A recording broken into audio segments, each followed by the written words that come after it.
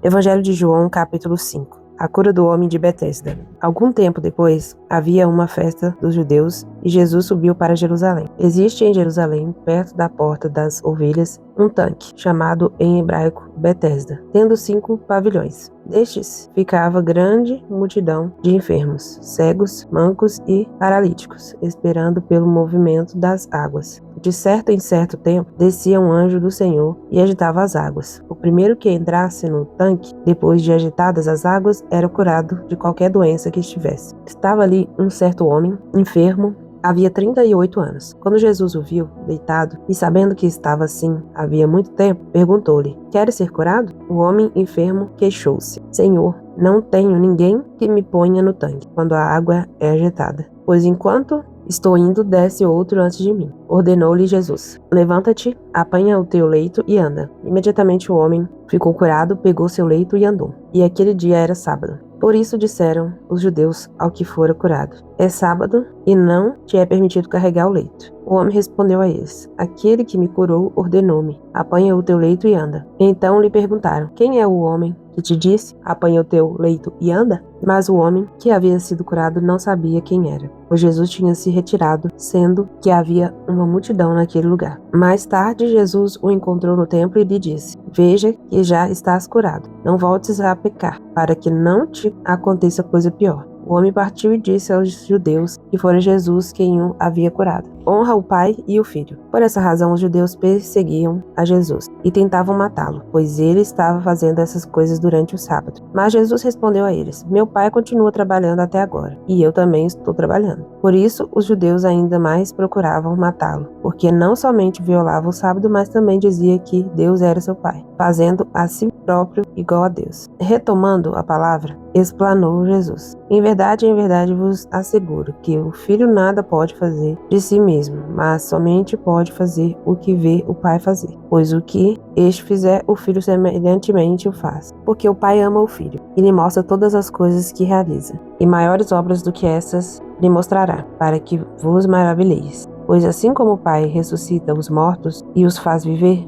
assim também o Filho dá a vida a quem ele desejar. Assim, o Pai a ninguém julga, mas confiou todo o julgamento ao Filho, a fim de que todos honrem o Filho exatamente como honram o Pai. Aquele que não honra o Filho não honra o Pai que o enviou. Em verdade vos asseguro: quem ouve a minha palavra e crê naquele que me enviou tem a vida eterna. Não entra em juízo, mas passou da morte para a vida. Mais uma vez, verdadeiramente vos afirmo: vem a hora e já chegou, em que os mortos ouvirão a voz do Filho de Deus, e os que a ouvirem viverão. Pois assim como o Pai tem a vida em si mesmo, igualmente outorgou ao Filho ter a vida em si mesmo, e também lhe deu autoridade para executar julgamento, porque é o Filho do homem. Não vos admireis quanto a isso, pois está chegando a hora em que todos os que repousam nos túmulos ouvirão a sua voz, e sairão, os que tiverem feito o bem para a ressurreição da vida, e aqueles que tiverem praticado o mal para a ressurreição da condenação. Por mim mesmo, nada posso fazer, conforme ouço, assim julgo, e o meu julgamento é justo, porque não busco agradar o meu próprio desejo, mas satisfazer a vontade do Pai que me enviou. Se eu der testemunho acerca de mim mesmo, o meu testemunho não será válido. Há outro que testemunha a meu favor, e eu sei que o seu testemunho acerca de mim é verdadeiro. Vós enviastes representantes a João,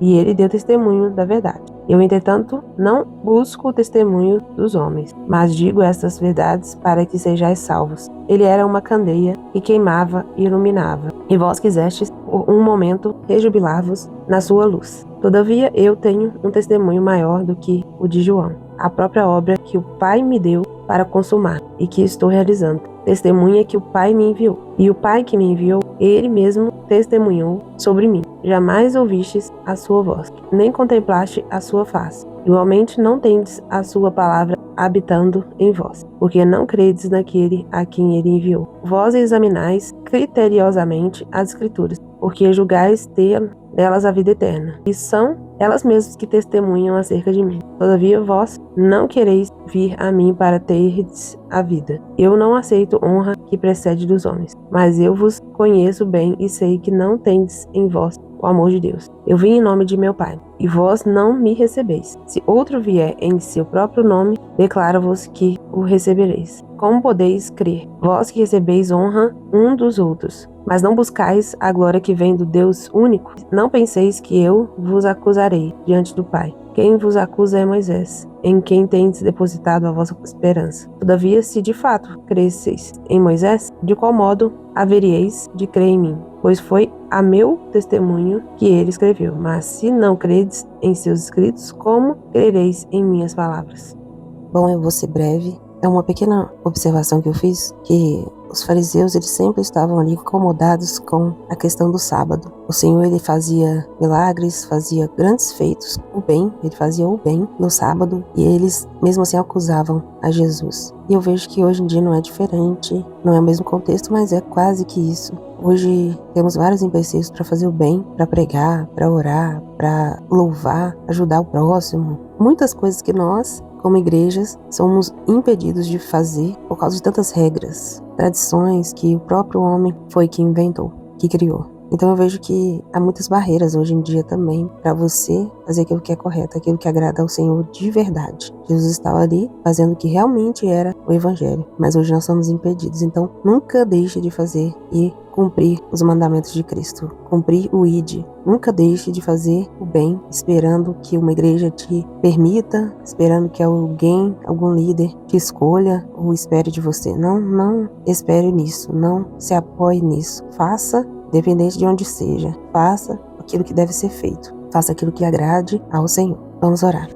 Senhor Deus, querido e santo, nós te agradecemos pela tua palavra, nós te agradecemos por mais um devocional e nós te pedimos ousadia, Deus, que nós sejamos ousados em fazer a tua obra, em fazer a tua vontade, não esperando a aceitação de ninguém, nem de líderes e nem de nenhuma religião. Que nós venhamos fazer aquilo que tem que ser feito, aquilo que o Senhor nos orienta, nos dá sensibilidade, aquilo que o Senhor nos movimenta a fazer, que nós venhamos fazer, sabendo que nós precisamos agradar primeiramente ao Senhor, que nós precisamos cumprir a tua palavra, independente de alguma aceitação, de algum apoio. Nós certamente não seremos, assim como o Senhor não foi, nós também não seremos apoiados, nós não seremos impulsionados. Nós precisamos fazer independente de tudo isso. O Senhor nos dê ousadia, nos dê força, coragem, que o Senhor nos dê sensibilidade para entender o que nós também devemos fazer, não fazendo nada que não seja da tua vontade, respeitando sempre as nossas lideranças. Não é questão de desrespeitar, é uma questão de fazer aquilo que nós precisamos fazer, independente de aceitação, mas nunca sendo